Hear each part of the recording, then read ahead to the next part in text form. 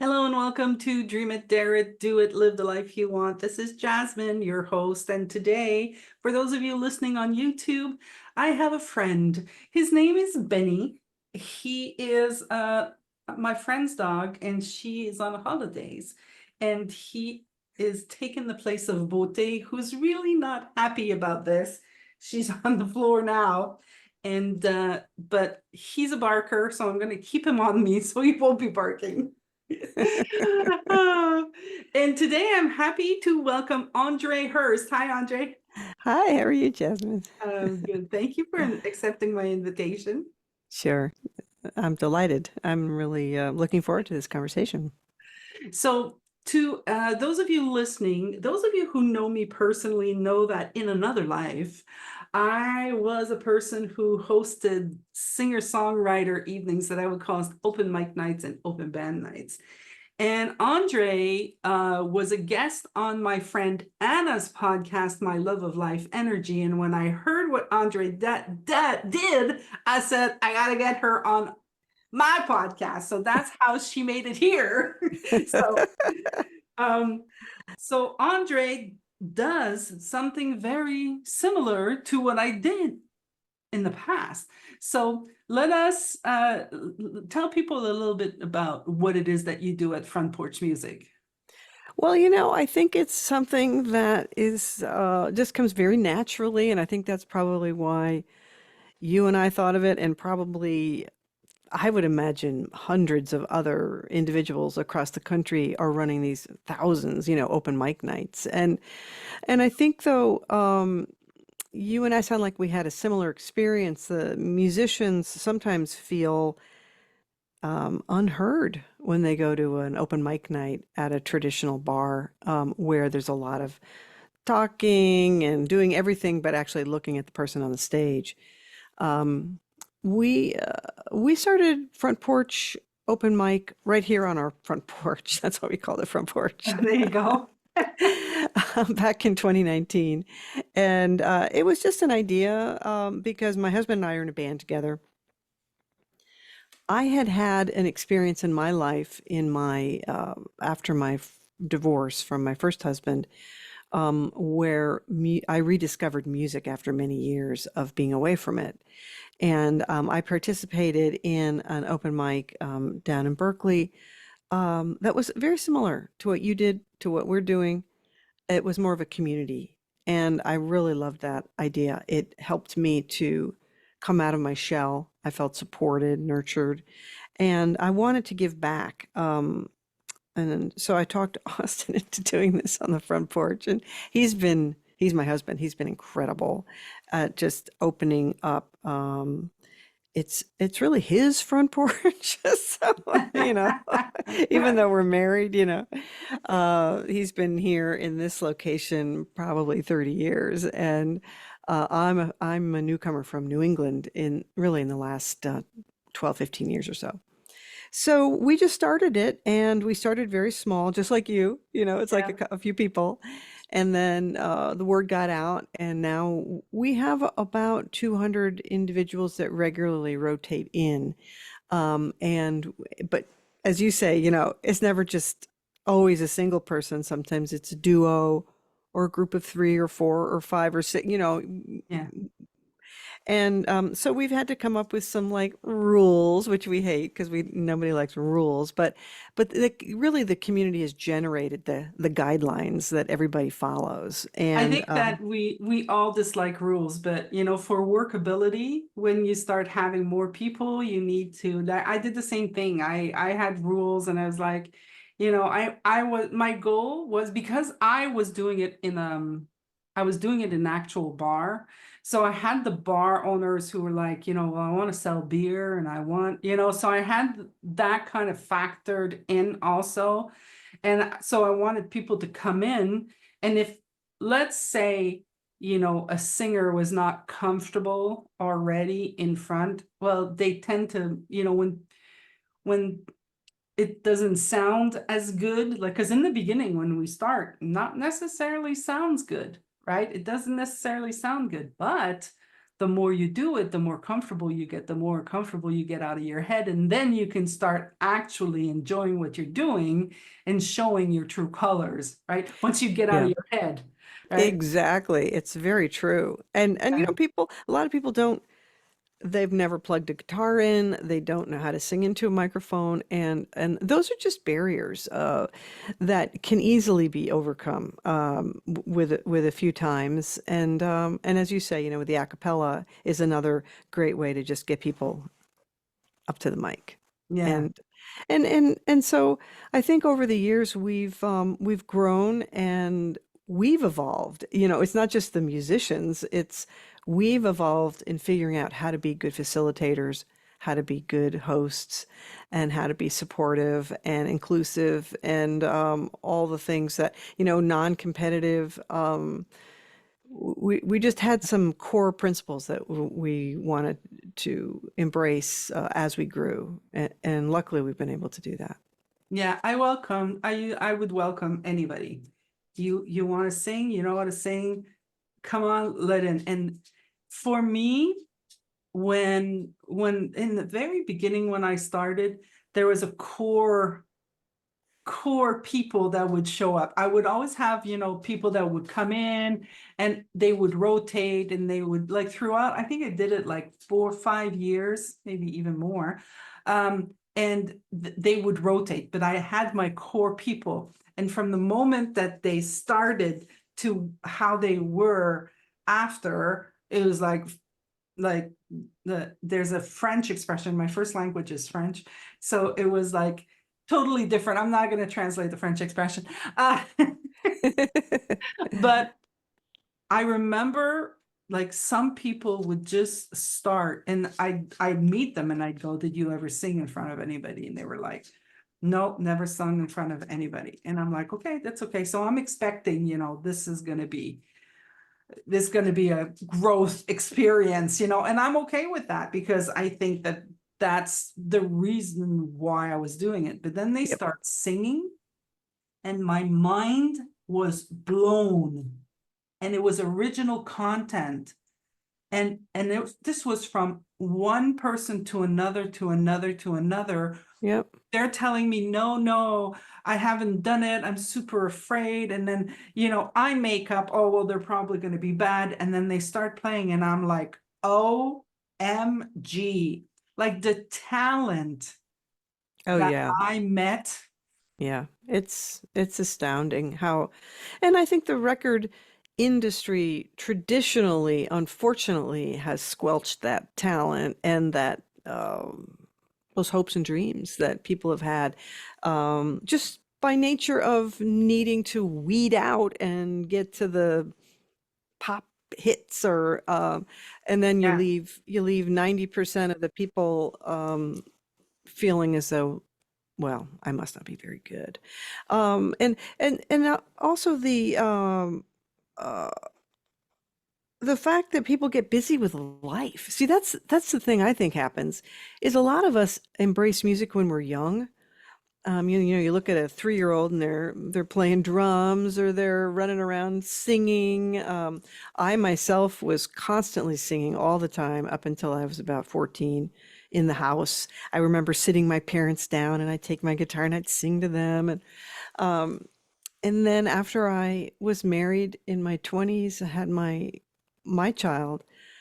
I just got too busy between work and raising, you know, a family. And so what we're seeing is, you had mentioned older individuals in one of your things that you're doing. What we're discovering, and maybe you discovered it too, is that people come back to music once, you know, empty nesters or retirees. You know, they're like, oh my God, I've got time. I can dust off that guitar, or I can, you know, discover that my $300 Martin from 1970 is now worth $40,000. You know? No, um, but that joy of rediscovery and reconnection, most people will be tinkering around in their living room or in their bedroom, or maybe even their spouse won't really hear them much, or maybe their spouse is their biggest fan. But then when they arrive and they see all these other people and they're like, oh my God, this is a community. And people get to know each other. And then it's like, oh, you play mandolin? Would you like to play mandolin on this song for me next month? And then they start collaborating. Yeah. Um, but I will say some of the individuals who come, you talked about your core group, um, are pretty professional. You know, they're recorded, they're out gigging, and Yeah. they're a great role model for some of the other newcomers, but they're always very nice and very welcoming and not at all snobby or, So it's really fun to watch the community grow. Yeah, I loved it for me that my joy was really to see someone get over their fear of going on stage for whatever reason. Some of them was I'm afraid to be judged. Some of them were I'm afraid to forget the words. Some of them were I'm afraid to show my content. I'm afraid that to be judged. Like and see that the reception, first of all, that people would give, like how much love would come out of it was like so fantastic. And then to see the sheer amazement in the people's face once they'd done it. That Yeah. was for me really, really. Yeah. And did you have people coming back all the time? Like Yeah, of course. and then you'd have some people sort of self-selecting out? Some of them would not come back. Yeah, for sure. Yeah. Some of them, Yeah. but some of and just for me, like because I was a singer. Well, I say I was. I think I'll always be a singer. Excuse me, sir, but I cannot see Andrée when you're there. Can you please come here? Thank you. Okay, come on.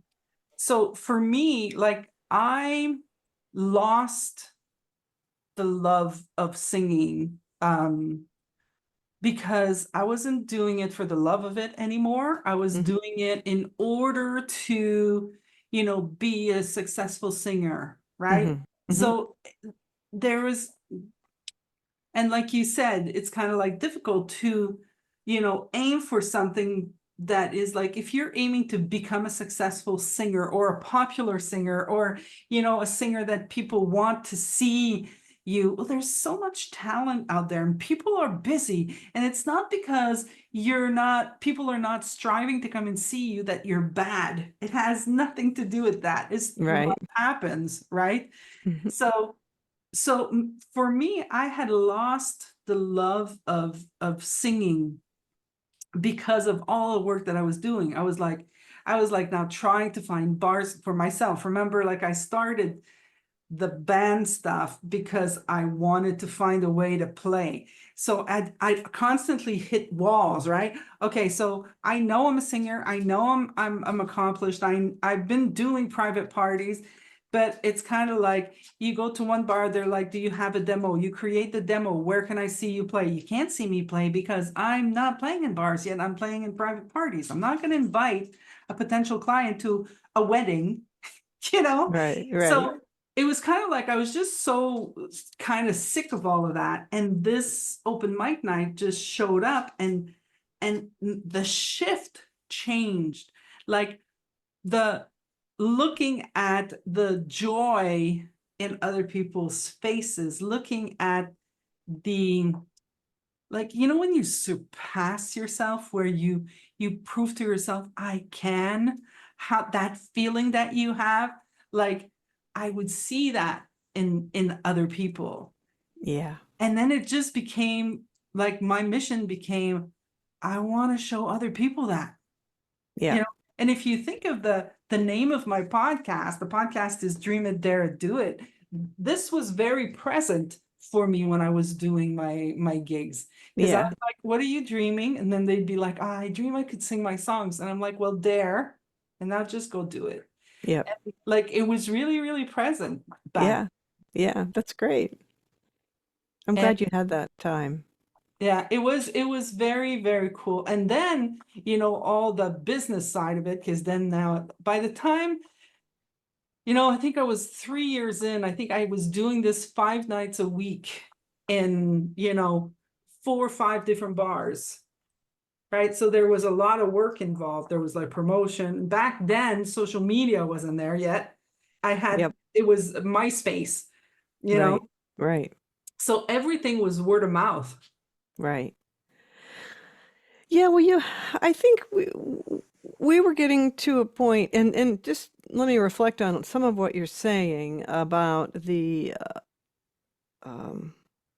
that goal to be something with your music. I think a lot of people feel that. I watched my brother most of his life trying to make it, Yeah. when in fact he had made it. He was already out there playing to bars, but people say, "Oh, yeah, but you never were signed, you never." So what is the expectation that one is going to make a living at this? Probably not. It's really, I mean, I'm sure there's a very small fraction of individuals who actually make a living Yeah. playing and singing music. But if that's your goal, I love how that shift happened for you, where you realize 75%, maybe more, of the joy is being around other people and listening to them, like giving of yourself as an audience member, is really powerful when you're like, I'm not just sitting there the whole night waiting for my turn to get up. I'm actually sitting here enjoying everybody else. Yeah. And oh, it's my turn already? Oh, great. Yeah. Um, and yes, of course, we want to get up there and express ourselves and maybe share a new song or play a favorite old cover or try a new harmony or whatever it is, so that you can give what you have to the audience. But then, what we see is just people staying all night, and we really encourage that. What we, as a community, and it's not just me, because we were talking about rules, Yeah. as a community, we sort of, probably the only judgment we have is if somebody plays and then like, And okay, I leaves. gotta go, guys, bye. Yeah. We had those too. You know, and Yeah. and and the other thing that we see is, now that we've switched over. Should I tell you a little bit about our switch to Yeah. nonprofit status? Yeah. Yeah. Please. So, we were doing it for 5 years, just out of, like you, kind of just out of your own passion and love and pocket. And it does take a tremendous amount of time and energy Yeah. to coordinate and to promote and to support, and the equipment and the sound engineering and all the logistics and all that stuff that Yeah. people don't see, that they don't see that part of it. I was getting like tired. I was like, I can't keep doing this for free.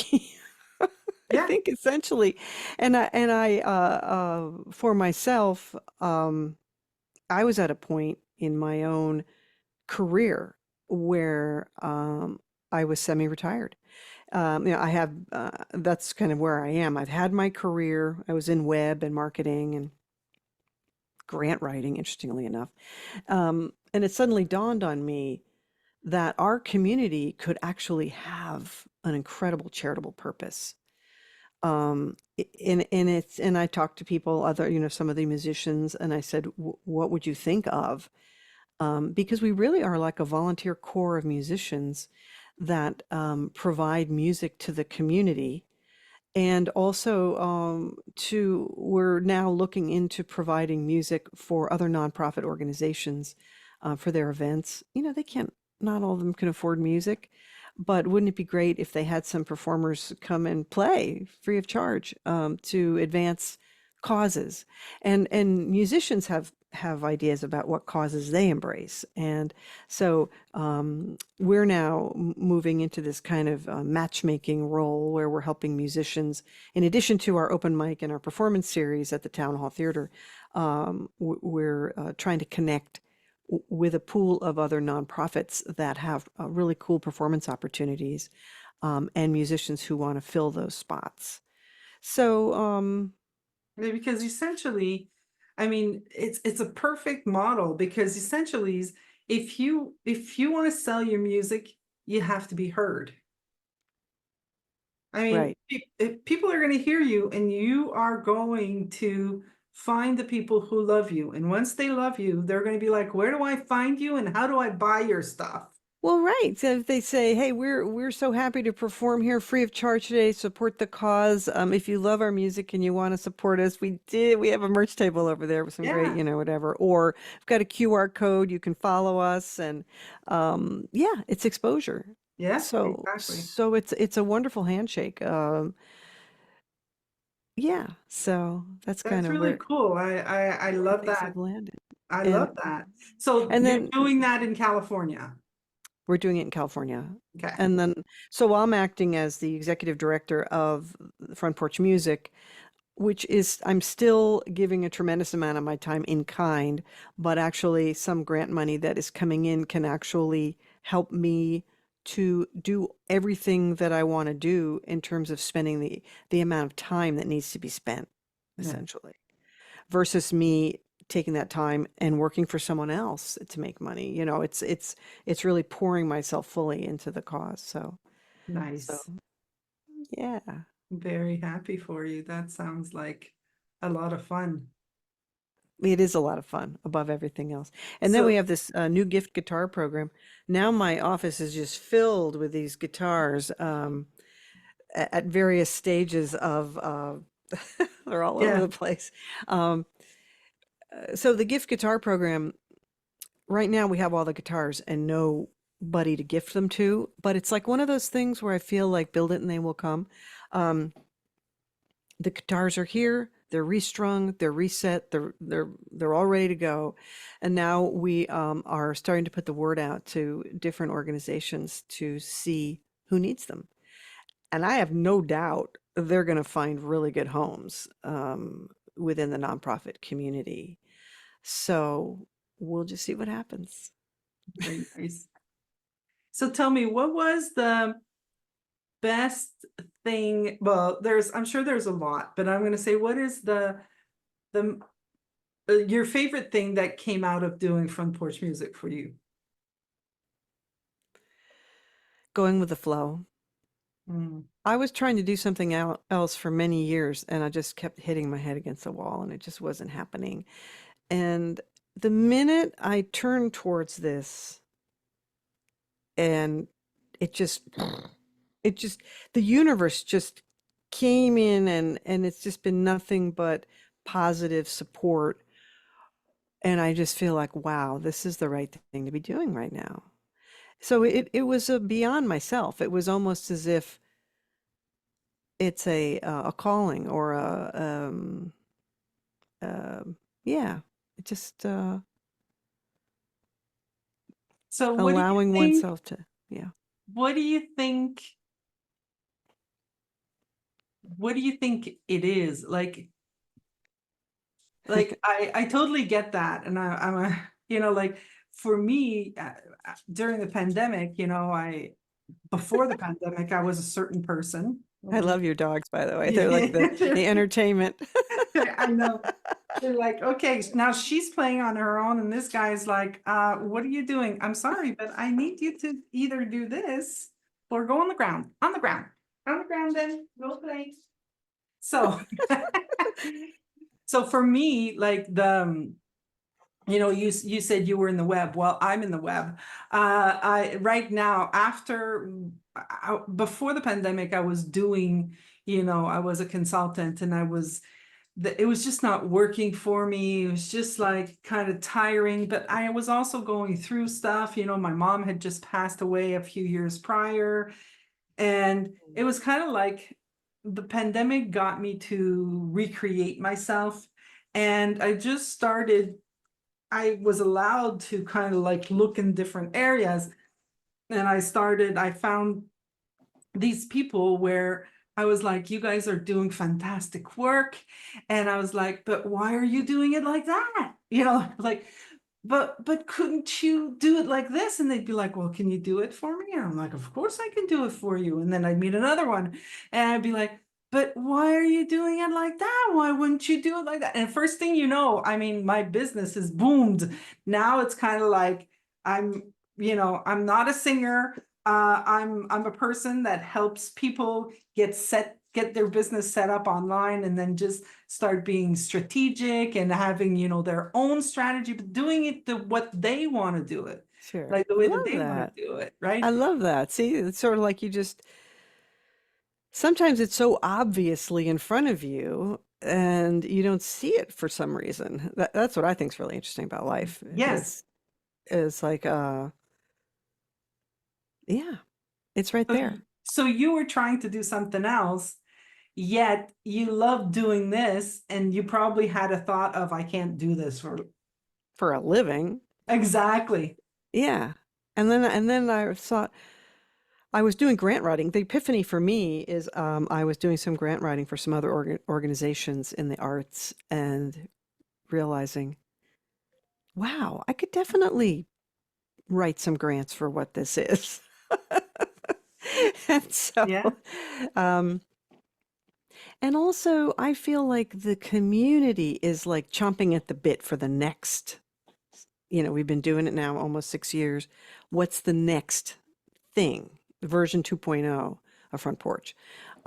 What are we as a community going to do? So now as a nonprofit, advisory councils and boards and like lots and lots of input and volunteers. And suddenly it's no longer just Austin and Andrée letting people come onto the front porch. It's like it's taking on a life of its own. And we are kind of gracefully letting it do that because trying to control it, I don't think is in its best interest. But sort of strategically guiding it with lots of advice and input, I think is working. Nice. And it's fun. It just makes you feel good. It doesn't feel like work, that's for sure. Yeah, I love that. You said that because the thought came to mind. You were talking a little bit earlier, and I was like, yeah, it doesn't sound like it's work. And I think that, and it's funny because before, like I said, before my businesses became what it is now, I remember having conversations with friends where I was like, I want to make money, but I don't want to work all the time. It feels I don't I want to have like a 9 to 5. Like I had all of this narrative in my head that, is totally out the door. Because I really don't care because I love what it is. Now, at Yeah, times I would forget, I forget, where I am, what I'm doing, like forget to eat and that kind of stuff. But I have no thoughts about, oh, I'm working too hard. right. If anything, my body tells me, excuse me, I need to sleep, you need to rest. And I'm kind of hearing it, and it's Yeah, not all of my, negative thinking that's right. making me do it. Right. The other thing I'm finding is I'm taking full advantage of AI. Um, AI's come along at a really good time for me because it's like, and I have another friend who's named their AI. He's got a name for the AI, which I think is really cute. But I'm finding for even this morning, I sat down over breakfast and I did this like data dump out of my head of all the things that I'm thinking of that little tasks to big kind of future thoughts um, and AI, can just kind of help me organize all that, print it out. It's right there. It's fast. It's easy. Um, Oh, and that's a cool way of using it. See, I'm yeah, using it, I'm doing the same thing. I'm like, I have this project and I want to do it because of this. And my goal is this, and I want to support these people. And then I just like put point forms and all of this, plop that into AI, and I say, you know, create a beautiful content with this. And then it's like, I'm like, okay. got it, you That's know? pretty good, even though you And- can't spell on your graphics, you know. yeah, I always yeah. think that's funny. It's like, help me make a logo for this or that, and it's like comes back all misspelled. I mean, it's so smart in some ways, and so still has so far to go. It's such a it's infancy. I mean, It's we're definitely, yeah. yeah, But musicians are very worried about it too. So we're going to do some yeah, workshops with AI songwriting because um, we've been playing around with it, and it has its pros and cons. It's like anything. of Um, course. but Just like social media when it first started, and it still has its pros and cons. Everything. It's just evolution, right? right, It's evolution. Are we gonna adapt or are we going to, and like you said in the beginning, people come back to it. So we're yeah, gonna use this, we're gonna play with it, and all of a sudden you're gonna be like, in 10 years, you'll be like, oh, I'm writing now. Like I've come back to really me writing. It's okay. That's the process. That's the thing that we're doing. That's what we've been doing this whole time on a right, right, exactly. I'm just looking here. I wrote a song about it, just about, being in a digital days. It's this idea of, we don't really need to think as much. We've got the world right here. It's like we already have a neural link, even though it's not in our brain. It's like it's right here. But is it good? Are we giving too much of ourselves? And are we winning or losing? Um, and that's kind of what I love about songwriting is, you can. It's philosophical and it comes from the heart. And I think with musicians, what you see with these communities of musicians is the artistic sensibility. Everybody there has that, They're like they're thinkers, they're feelers, and even when it comes to something like AI, which I love, I'm still gonna, in a song, I'll question it. yeah. I don't know why I brought And that up, we but we we creatives are also somewhat, judgmental. Like we've got that. But I think it's necessary for us to judge.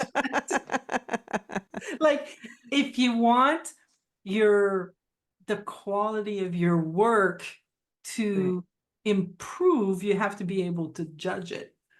And you have to be able to hear from people. Yeah. So, like in a band, so I'm in a band called Lonesome Eddie and the Saddle Sores, and we, we play country music. Um, and everybody in the band feels very free to tell everybody else in the band how each one of us can be improving to improve the whole. Yeah. And so you really have to you walk into the band room, you put your ego, they say you leave your ego at the door, it's the same thing. You have to leave your ego and just say, what is going to make this piece, you know, r- get as high as it can get. This particular song and how we're doing it. And I think when people come into the open mic community, at first they're too fragile to hear that kind of feedback. So you kind of have to wait until they're either ready to level up or they ask. Some people will say, "Hey, can I come over and practice singing into the mic?" Or, "I don't feel like I'm doing it quite right." Or, so people sort of naturally will seek that feedback at a certain point. But if you give it too soon, I think it can be, or unrequested, I Yeah. think it can discourage Well, people. I think that I mean, you and I having done what we've done, we can clearly see, you have these people that are insecure, and then if they dare to just go get over it and get on stage and not think about the insecure thinking and then just do their thing and let themselves feel what they're feeling on stage, then if they really fall in love with that and they'll go back into that, then they'll get to, well, how do I hold my mic? And then they'll be like, well, how do I get better at this? And then like it's going to be an evolution, right? It's an Everybody's going to evolution. be at their Exactly. different space, But Right. I remember when I first started, I mean, I would get on stage and I was so stressed. My mouth was so dry. My lips would stick to my teeth. Like I'd be Oh like, yeah. you know. So then I And started seeing, okay, I don't like being this stressed. Why am I stressed? And I started looking, oh, I'm afraid to forget the words. Well, if I think about it, I forget the words every single time. In a 3-hour show, I forget the words. I'm sorry, I do. But the show must go on, and I keep, I either make up the words or people don't even notice, most of the time. yeah, Um, you can get away with a lot of slurs. yeah, yeah, yeah. In between So line 1 and 3, you forget yeah, yeah, So then it's like, well, how do I hold my mic? Do I put it over there? Do I hold it like this? What do I do? Then you get yeah, used to that. It's all about, it's like when we started driving, how hard do you press on the pedal? sure, Right? sure. Well, I suppose it's true for any kind of club or community, like let's say crocheting, Yeah. knitting, bike riding. You're always going to have the people that are, I Yeah. can't make it up that hill, but they just like zoomed up it. Um, so as our front porch music, how do we provide opportunities for people at those different levels? And Yeah. one thing we've come up with is this town hall theater down the road. It's just this wonderful space. It's over 100 years old. And it's just so charming. It seats 200 people. So we have a quarterly performance series where individuals who are ready to perform in front of 200 people, and they're not going to freak out. They're ready. Mhm. We're getting them up there, and they have a longer window to perform, where they can relax into it a little bit, and then we're combining that with inviting bigger bands from the area that can draw in an audience for the whole second half of the show. And it's really cool to see the relative, let's say you would call them more novice performers, than being on the same stage on the same night with more expert Yeah. bands. And so it's inspiring. I think it inspires people. Yeah, the expert people also, I don't know if they're generous in California, but they were generous in Quebec. I can tell you that. It was kind of like they would see them and then you could see them, branching out and then going out and saying, yeah, well, try this. They'd give each Yeah. other tricks and tips and Yeah. stuff. It was just, Yeah. like And I they'd say, said, keep going. I remember being at that point, or yeah, because everybody who gets to hear at some point they were here, you don't just jump. yeah. It's like it takes a lot of time, energy, patience, passion. And like we're talking about music here. Now we're talking about music, we're talking about singing, we're talking about composing. But if we could all be like that with just life, just Yeah. like start with life, like if you're more comfortable, in this area, you can understand other people who are not, and you can just Hmm. give them tips also. And you can also, tell them, encourage them, say, I remember when Encourage I them. was there. Yeah. And sometimes just listen and clap. Yeah, yeah, Yeah, I love that. That generosity of spirit. And why are we doing what we're doing? Um, and a lot of it is just the joy. And one thing I said to Anna, who we both know, is, it's love. Music is love, and I really believe that it comes from a place of love. And even songs that are disturbing, um, it's at their coming from core, it's love. about the human experience Yeah, and pain. A lot of pain in music. It's yeah. therapeutic.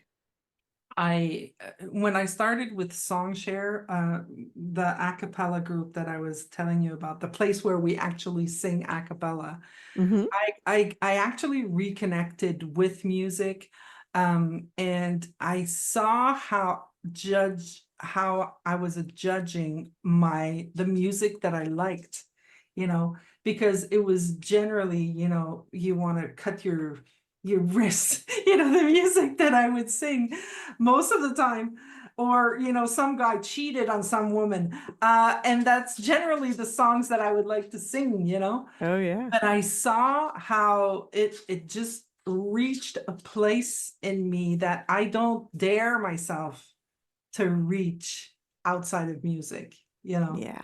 Yeah. That's really well said.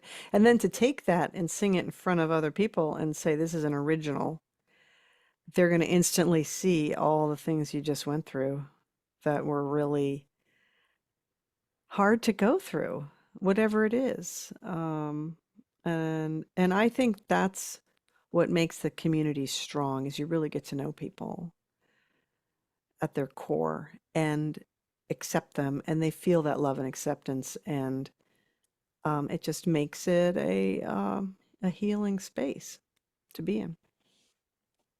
Okay, well, guys, Time. those of you who are listening that are in California, even the ones that are outside, when you go visit California, just find Andrée, and I'm sure she'll welcome you.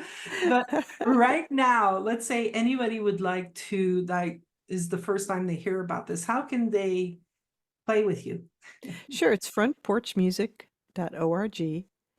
And if you want to try this where you are, one thing I'm toying with is this idea of front porch in a box or in a picnic basket or something like that. That Is came I to want mind. to I want to kind of put together like a toolkit for people that want to do this in their area. Because if you did it, I did Yeah. it, and there's a lot of really I don't know, people who just want to do that. So it doesn't necessarily even mean you have to be a super great musician. It's more about loving music, loving performance, loving art, and people. And definitely the everything that you're going to get out of it is like amazing. So if you are, I don't know, North Carolina, and you feel like, starting something like that, reach out to Andrée and see what Yeah. happens. Yeah, just know there's not a heck of a lot of monetary gain, but Yeah. there's a lot of, it's like giver's gain. It's like I don't know. You're doing Okay. something great for your community. Yeah. If you want to do it for the money, I didn't make myself rich with that, trust me. But I had so much fun. Yeah. Yeah. Yeah, if you can afford the time and energy, and you're at that point in your life where you know it makes sense, I can't think of a better thing to do. Nice. Well, maybe I can, going to a hot tub in Hawaii or something like that, but you know what I mean, Yeah, day to I day. I got you. Did your dogs escape? They're gone. No, one of them is on her pillow, and the other one, I'm afraid to squish him. I don't know where he is. Oh, he's on the sofa. I have a little sofa there. He's on the sofa Oh, on a pillow. There's a pillow he put that's himself so on. cute. Well, thank you so much for taking the time today to learn about this, and I love the idea of your podcast. Thanks. Thank you for coming on. People are going to be happy to because it's different from my usual conversations. So hopefully, they'll still see Dream It, Dare It, Do It, Live the Life You Want in there, because that I really feel that that's like the essence of it all. It's kind of Yeah. like, Yeah. do it because that's the life that you want to live. Right. I think that's true. I love that analogy for getting up on the stage and singing, is that you've been thinking about it, you've been in your living room or you've been in your car and your kid has been telling you, you've got a great voice, and you just haven't been listening to it. You may surprise yourself. Yeah, I agree.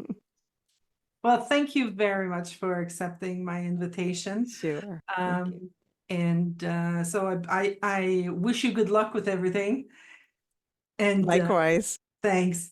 And everybody else who's listening, I'm going to say, dream it, dare it, do it, live the life that you want. And I will see you next time. Have a good one. Bye-bye.